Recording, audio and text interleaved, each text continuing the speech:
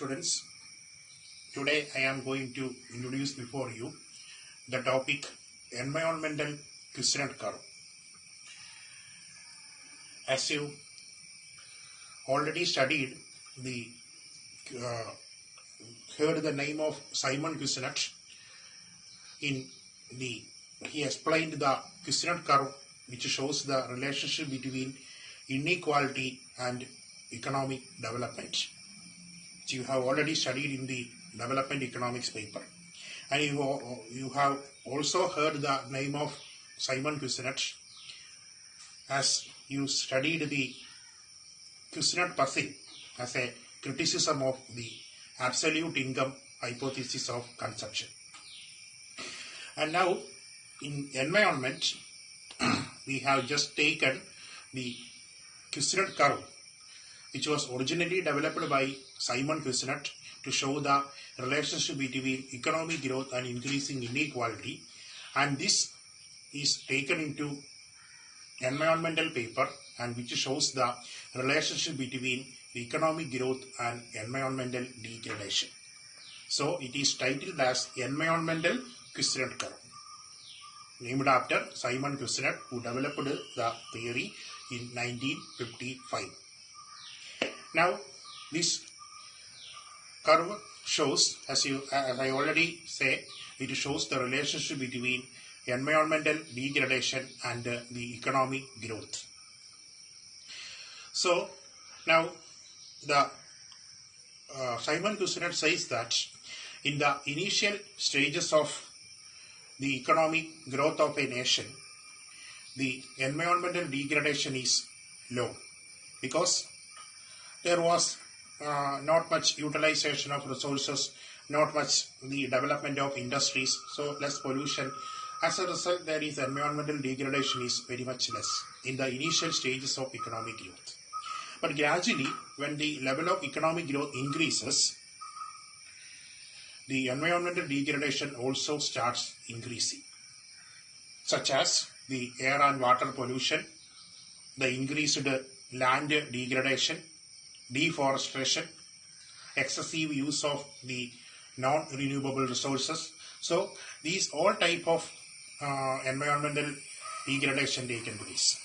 So when the economic growth increases, the environmental degradation also increases. And when at last, when the country reaches a high level of economic development, the environmental degradation is also become maximum. So, in a country achieve a high level of high economic growth, not only the growth level, but the environmental degradation is also maximum. After that, the country began to adopt environmental protection measures, such as the pollution control measures, the control on resource utilization, etc. Then the environmental degradation gradually decreases. So, both at the initial stages of economic growth and in the last stages of economic growth or after economic development, the environmental degradation is less. So this is what the Kuznet curve explains. I will show in the diagram. So in the diagram, you have in the x-axis you have the per capita income, which is shown the level of economic growth, and in the y-axis you have the environmental degradation. Now the curve is an inverted U-shape. Inverted U-shape ലാണ് ഈ curve വരുന്നത്. അതിന്റെ ആ കർവിന്റെ ആദ്യ ഭാഗം, അതായത് income law ആയിരിക്കുന്ന അല്ലെങ്കിൽ പെർ ക്യാപിറ്റ ഇൻകം റൈസ് ചെയ്യുന്ന ഈ സ്റ്റേജസിൽ ആദ്യമേ അതിന്റെ സ്റ്റാർട്ടിംഗ് ലെവലിൽ ഇതിന്റെ പെർ ക്യാപിറ്റ ഇൻകം ഇത്രയേ ഉള്ളൂ. ഈ പോയിന്റിൽ നമ്മൾ നേരെ താഴോട്ട് വരച്ചു കഴിഞ്ഞാൽ ഇവിടം വരെയാണ് പെർ ക്യാപിറ്റ ഇൻകം. അപ്പോൾ എൻവയോൺമെന്റൽ ഡീഗ്രഡേഷനും ഇത്രയേ ഉള്ളൂ. അതിനുശേഷം പിന്നെ ഈ പെർ ക്യാപിറ്റ ഇൻകം ഇങ്ങനെ ഇൻക്രീസ് ചെയ്ത് ഇങ്ങനെ വരുമ്പോഴത്തേക്കും എൻവയോൺമെന്റൽ ഡീഗ്രഡേഷനും അതിനനുസരിച്ച് കൂടിക്കൊണ്ടിരിക്കും. Whenever the per capita income or the level of economic growth increases, the environmental degradation also increases. And then when the per capita income is maximum, that is the highest, the top point of the curve ഇവിടെ അങ്ങനെ വരുമ്പോൾ അവിടെ per capita income maximum ആണ്. അതായത് ഏകദേശം ഇത്രയും level of per capita income ഈ എൻവയോൺമെന്റൽ degradation ഏറ്റവും മാക്സിമം ആയി വരുന്ന പോയിന്റിലാണ്. അതായത് കൺട്രി ഇക്കണോമിക് ഡെവലപ്മെന്റ് അച്ചീവ് ചെയ്ത് കഴിഞ്ഞിട്ടുള്ള പോയിന്റാണ് ഈ level of point. That is where the country achieve maximum economic development and where the environmental degradation is also maximum.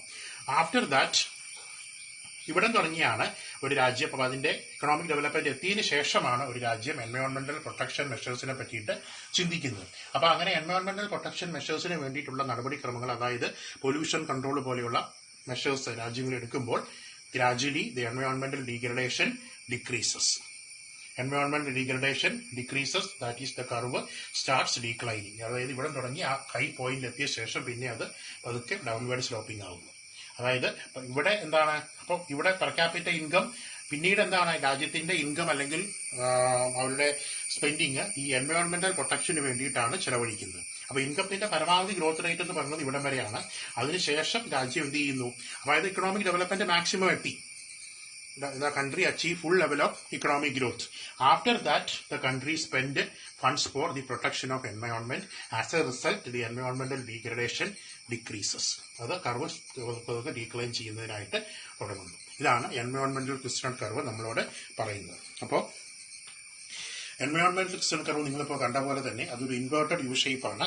അതിന്റെ ആദ്യ ഭാഗം ഇൻക്രീസിംഗ് ആണ്. അതായത് എൻവയോൺമെന്റൽ degradation low level of economic per capita income ആയിരിക്കുമ്പോൾ അല്ലെങ്കിൽ low level of economic growth ആയിരിക്കുമ്പോൾ അത് ഇൻക്രീസ് ചെയ്യുകയും അത് ഹൈ എക്കണോമിക് ഗ്രോത്ത് അല്ലെങ്കിൽ പെർ ക്യാപിറ്റ ഇൻകം മാക്സിമം എത്തുമ്പോൾ എൻവയോൺമെന്റൽ ഡീഗ്രഡേഷനും മാക്സിമം ആവുകയും ചെയ്യുന്നു.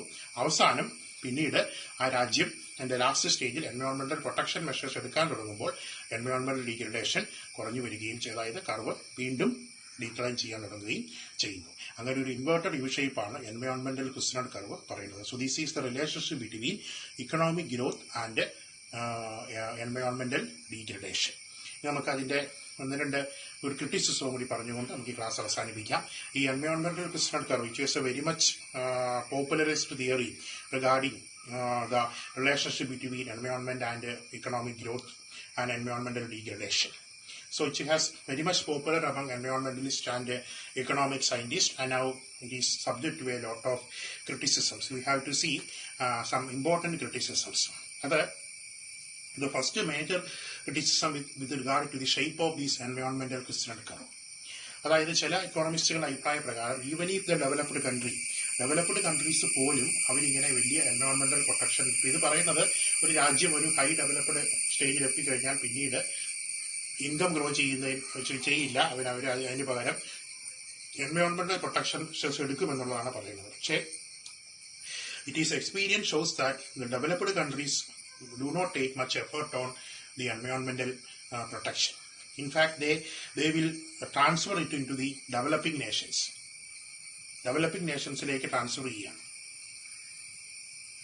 So they do not take any active measures to protect the environment even after they achieve high level of per capita income or high level of economic growth.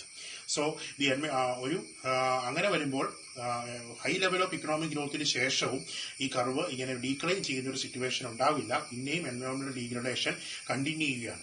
As you study the experience of many developed countries, even if they will contribute more to the environmental degradation.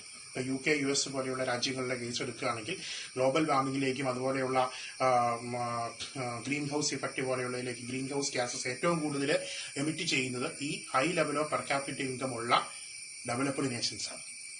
So they will contribute more to the environmental degradation, the high income countries. ഇത് ഈ theory അനുസരിച്ചാണെങ്കിൽ അത് തെറ്റാണ്. അപ്പോൾ അതുകൊണ്ട് കൂടുതലും അങ്ങനെ ഒരു ഡെവലപ്മെന്റിന് ശേഷവും പല രാജ്യങ്ങളും എൻവയോൺമെന്റൽ പ്രൊട്ടക്ഷന് വേണ്ടിയിട്ടുള്ള പ്രോപ്പർ മെഷേഴ്സ് എടുക്കുന്നില്ല എന്നുള്ളതാണ് നമ്മളോട് എക്സ്പീരിയൻസ് പറയുന്ന ഒരു കാര്യം.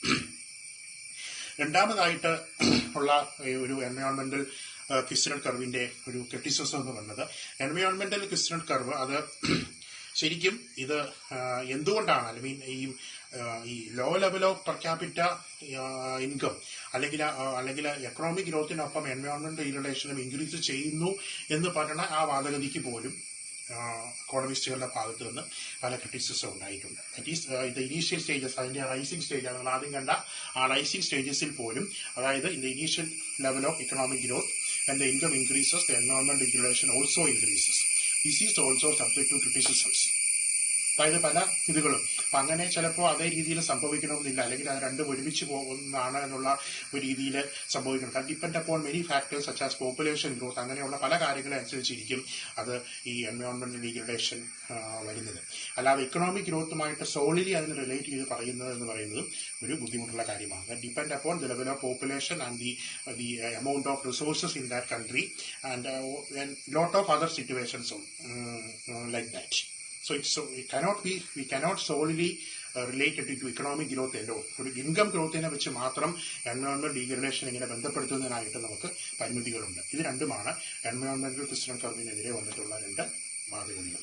So in fact the environmental crystal curve is an important, very important theory which explains the relationship between economic growth and environmental degradation. It is why I conclude my session. Thank you.